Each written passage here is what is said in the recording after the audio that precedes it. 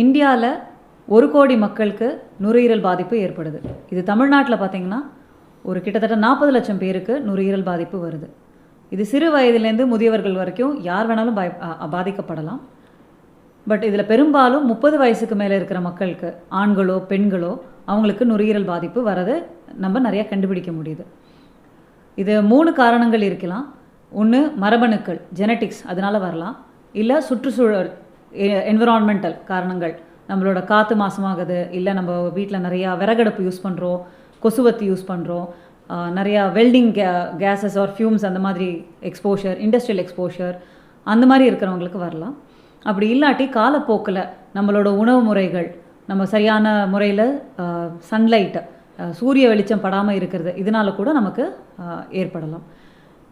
இந்த காலகட்டத்தில் நிறைய பேருக்கு குறப்பிரசவம் ஏற்படுது, இதனால் கூட நுரையீரல் பாதிப்பு ஏற்படலாம். ஏன்னா நுரையீரல் வளர்ச்சி அப்படிங்கிறது ஒரு 36 வாரம் இருக்க வேண்டிய குழந்தைகளுக்கு நல்லா இருக்கும். அது போக போக ஒரு 20 வயசு வரைக்கும் நல்லா இம்ப்ரூவ்மெண்ட் இருக்கும். குறப்பிரசவம் வரும்பொழுது அந்த நுரையீரல் நல்லா மெச்சூர் ஆகாத போது, வெள்ளை குழந்தை வரும்போது அவங்களுக்கும் வளர வளர நுரையீரல் ப்ராப்ளம் வரதுக்கு நிறைய வாய்ப்பு இருக்கிறது. இந்த மாதிரி நுரையீரல் ப்ராப்ளம் நம்மளோட கோவிடுக்கு அப்புறம் நிறையாவே பார்க்க ஆரம்பிக்கிறோம்.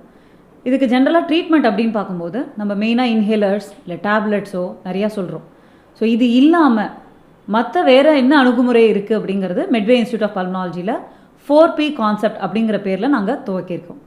இந்த 4P அப்படின்னாக்க ப்ரிவென்டிவ், வருமுன் காப்போம்; பர்சனலைஸ்ட், மரபணுக்கள்னால என்னென்ன வரலாம், ஒருத்தருக்கும் என்னென்ன டிஃப்ரென்ஸ் இருக்குது, அதை எப்படி நம்ம கண்டுபிடிக்கலாம்; மூணாவது பார்ட்டிசிபேட்டிவ்னா ரிஹாபிலிட்டேஷன், பேஷண்ட்டை வந்து மறுவாழ்வு மையம் மாதிரி வச்சு அவங்கள பல ஆயுர்வேதம், யோகா, ஃபிசியோதெரப்பி இதெல்லாம் கொடுத்து அது வழியாக எப்படி இம்ப்ரூவ்மெண்ட் பண்ணலாம்.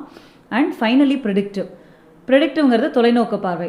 இப்போ இந்தந்த எக்ஸசைஸ்லாம் பண்ணுறோம், என்னென்ன சாப்பாடு சாப்பிட்றோம், இந்த மாதிரி டெஸ்ட் பண்ணியிருக்கோம், இந்த மருந்துகள் எடுத்துகிட்ருக்கோம், இது நம்மளோட ஜெனட்டிக்ஸ் அப்படின்னு நமக்கு தெரியும் போது நம்மளோட நுரையீரல் வாழ்வு எப்படி இருக்க போகுதுங்கிறது தெரியலாம். இந்த பர்சனலைஸ் ட்ரீட்மெண்ட்டில் நம்ம முதல் கட்டமாக மரபணுக்களை ஆராய்ச்சி செஞ்சிட்ருக்கோம்.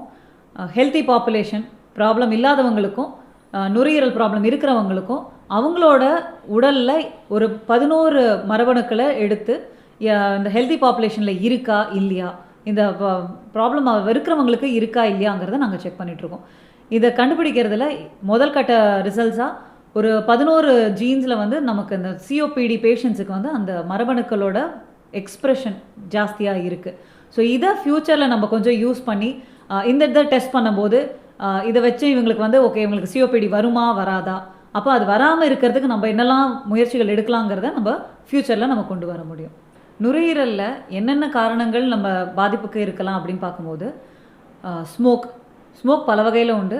புகைப்பிடித்தல்னால வரலாம், இல்லை வீட்டுக்குள்ளாரையே நம்ம வந்து கொசுவத்தி ஏற்றுறதுனால வரலாம்.